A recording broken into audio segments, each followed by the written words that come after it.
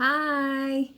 Welcome to my Never Wonderland. I am Elsbeth and this is episode 3 of our IVF journey series. It took me a while to finish writing this episode because I had to backtrack all the procedures that I have gone through over the years and research a bit about them. The terms used, their definition, the cost, etc.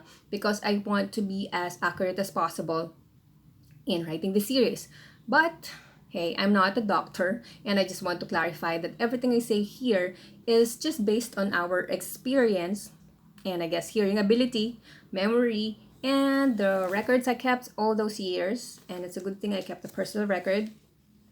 Otherwise, minute details might have already been lost inside this crazy head. So, if you have doubts, questions, clarifications, contradictions, or even objections,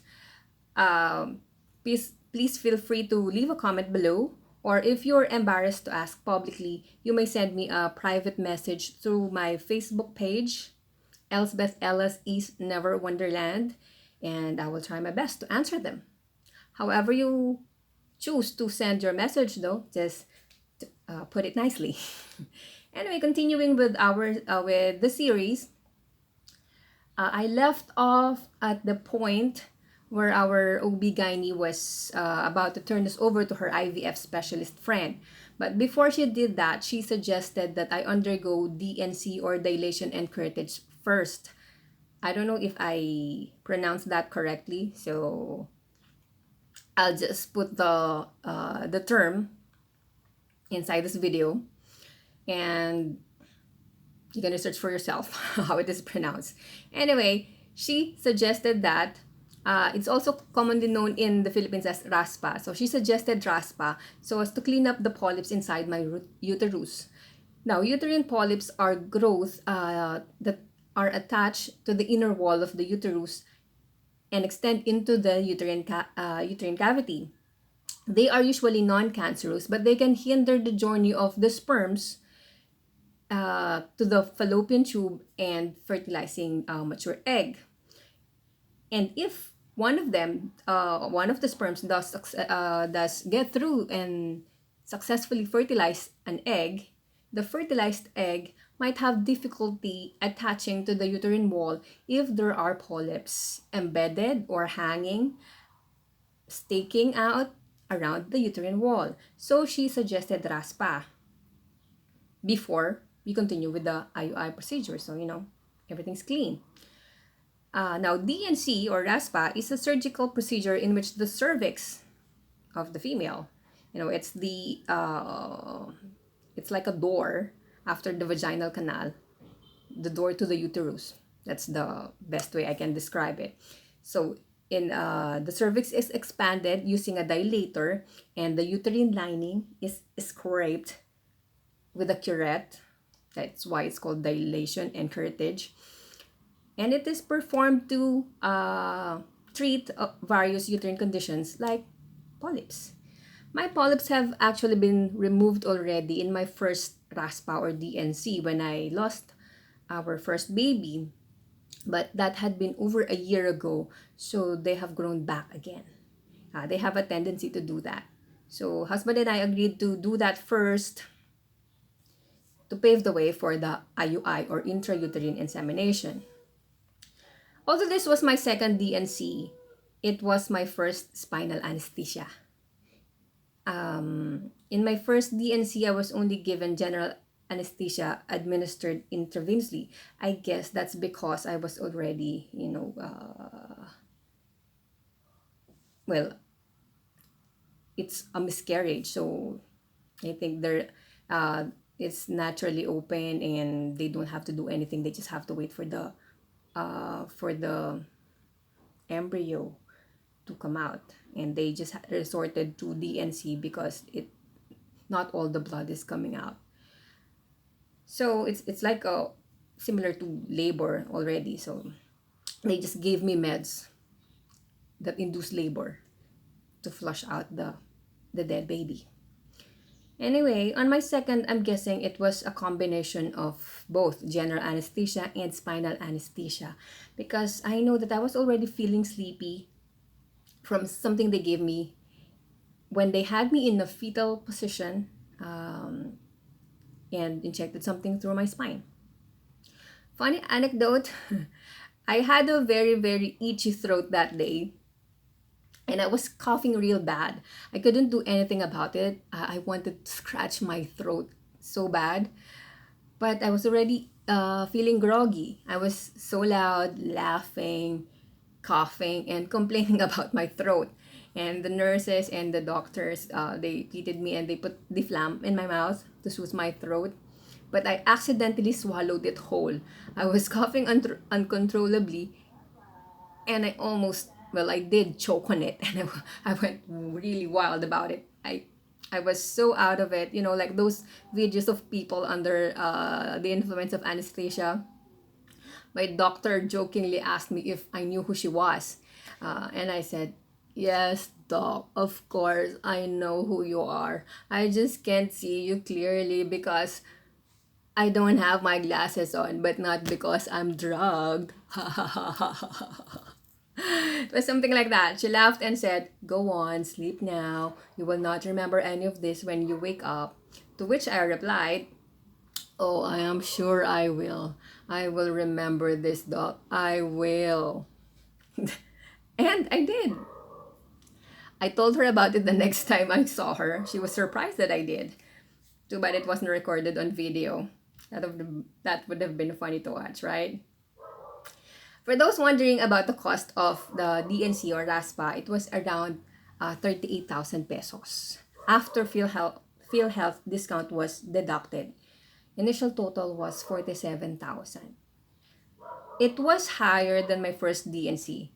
In my first DNC, I was not able to use my PhilHealth because it happened also sudden and I didn't have time to contact my employer for certification right away. But the total cost we paid was only 30,900. Still lower than the second DNC, even without the PhilHealth deduction. I guess different hospitals, different prices. Also, I was in my first DNC, since it was a termination of pregnancy, I was able to claim benefit from SSS. This is why it's important to file maternity notification to SSS right away within the first trimester of the pregnancy. The earlier you file, the better, because you cannot claim benefit for miscarriage, knock on wood, if you didn't file maternity notification beforehand. My SSS claim was also around 30K, so the expense was evened out. Not bad, eh? The second DNC, though, it wasn't eligible for SSS claim. So after the DNC procedure, I was taken to the recovery room. I was still groggy and going in and out of it, and it felt very, very, very cold. I was quivering violently, and I have never experienced that kind of tremor before. A nurse covered me with a forced air warming blanket. Of course, I didn't know what it was called at the time. All I know was it was a plastic blanket filled with warm air inside it. But even covered with that, plus another flat sheet, I was still shaking nonstop. I was told to take really deep breaths, and it did help. I would stop shaking, my body would calm down for a bit, but after a while, I would go shaking again. I don't know for how long was I in that condition. I eventually fell asleep, and when I woke up, I was already in my private room. A month after that, we tried conceiving again the natural way, as advised by our OBGYN, because she said the coast is supposedly clear for landing of the sperm after DNC. And when that didn't yield a positive result, we finally went to the IUI and IVF specialist. The first thing she ordered, the new doctor, was Hysterosalpingogram, or HSG. If you remember from episode 2, I underwent a similar sounding procedure, Hysterosalpingosonogram, or HSSG. But that was 5 years ago, so it's already outdated. By the way, I just have to mention this for clarification. I got term HSSG or Hysterosalpingosonogram from the test result, the printed test result, from my actual printed test result from the first HSSG. Here.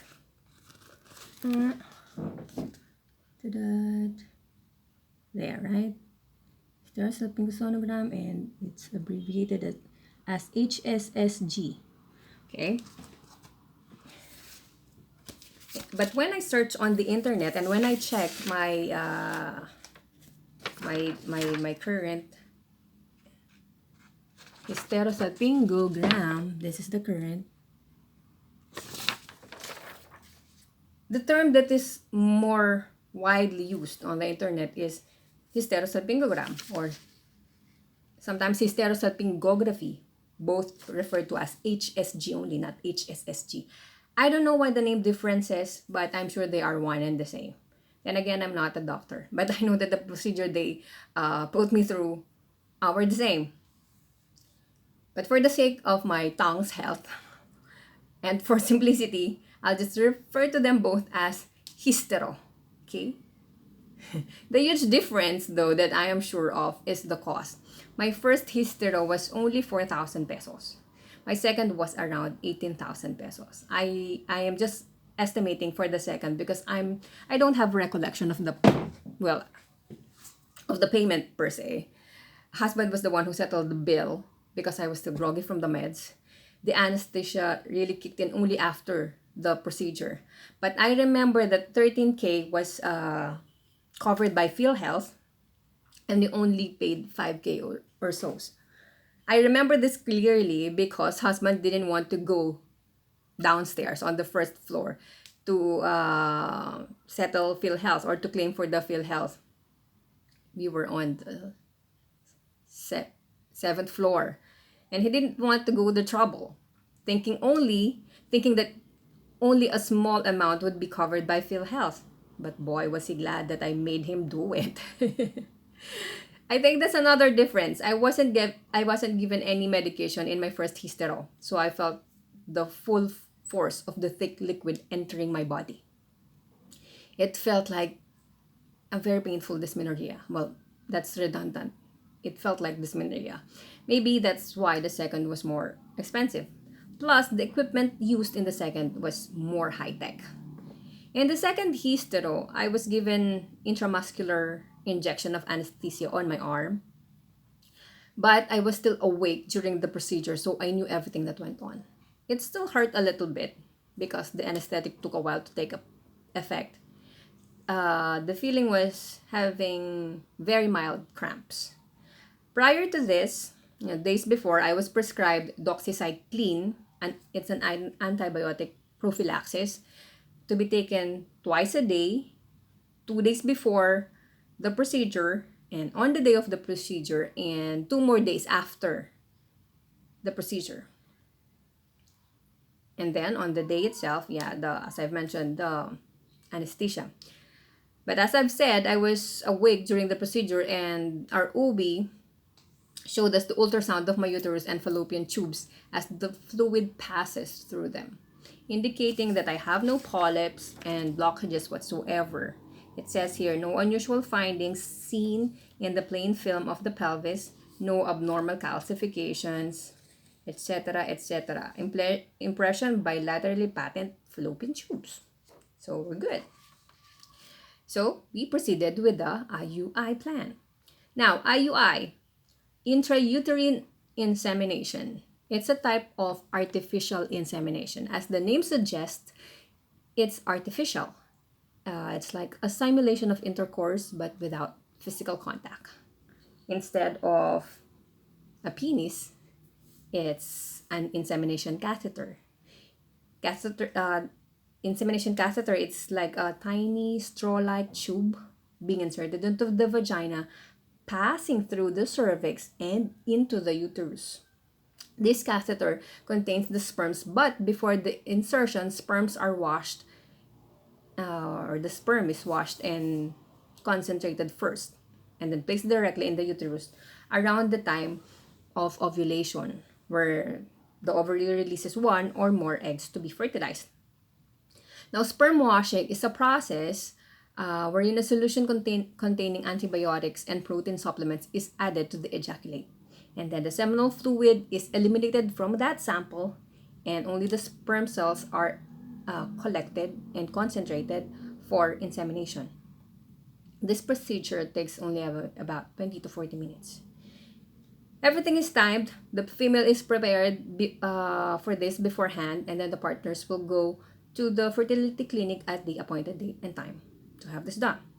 So this makes the journey shorter for the sperms as opposed to the natural way of conceiving, wherein the sperms are ejaculated into the vaginal canal just there, after which during intercourse, after which the sperms will have to push their way on their own through the cervix to get through the uterus, and then find their way into the fallopian tubes where a mature egg is waiting for fertilization.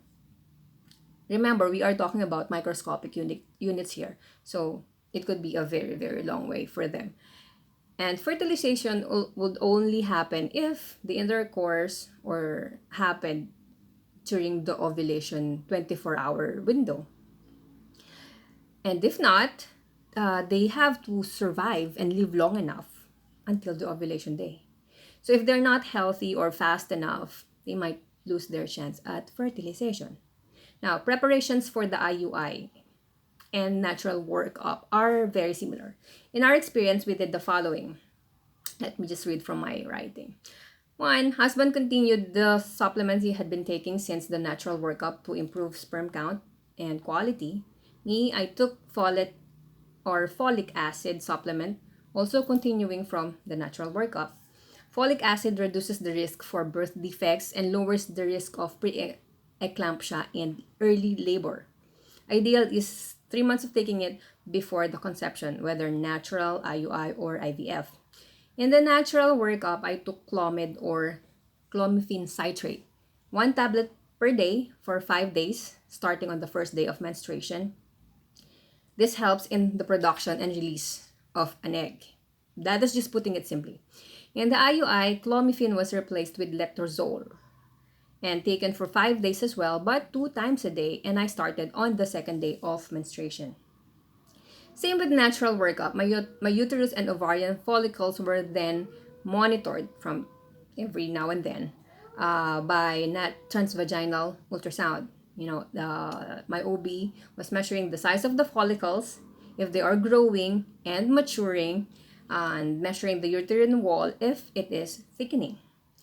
And when I got a good follicle candidate for ovulation, the ideal size is 1.9 to cm to something. I was injected with human chorionic gonadotropin or HCG.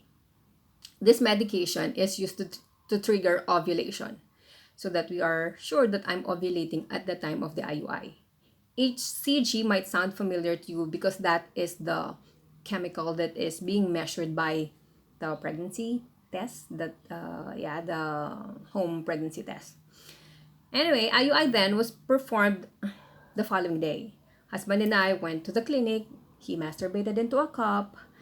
They collected the sperms, washed it, concentrated it, and then inserted into my uterus. There was no anesthesia for this procedure.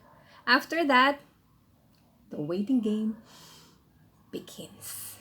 2 weeks of lazy days, or I used to call it pabebe mode, but as I call it now, queen days. My previous OB orders me to act tamad-tamaran. Orders because she still orders me. We're still in communication. During this time, she said, magtamad-tamaran ka muna and behave as if I'm already pregnant until proven otherwise with menstruation.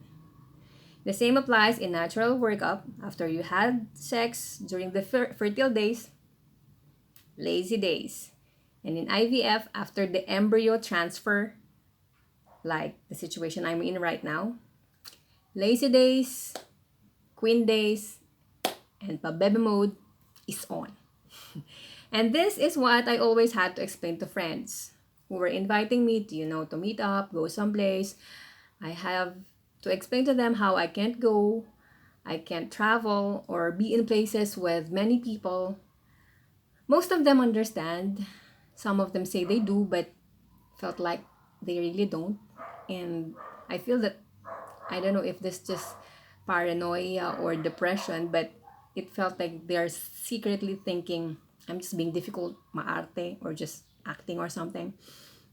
And there are even a few who are outright in expressing that they don't understand all this hula baloo, like saying, "How difficult can it be to get pregnant?" Well, newsflash, it's not easy for everyone, and it gets frustrating and depressing sometimes. Anyway, I will enumerate the full list of do's and don'ts after IUI in the next episode because this one is too long already. So I'll pause right here and continue in the next episode. Thank you for watching. Bye.